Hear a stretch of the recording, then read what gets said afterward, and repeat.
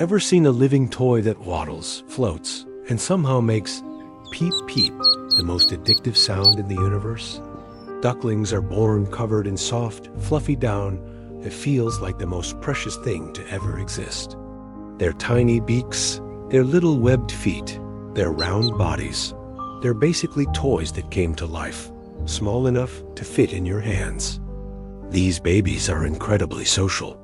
They follow their mother everywhere, peeping constantly in adorable little voices.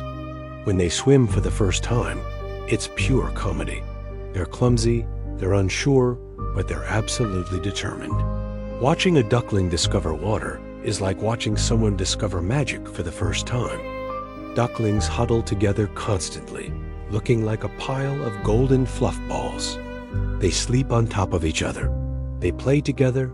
They explore together. And that little peep, peep, peep sound they make, it's scientifically impossible to hear it and not feel your heart melt into liquid.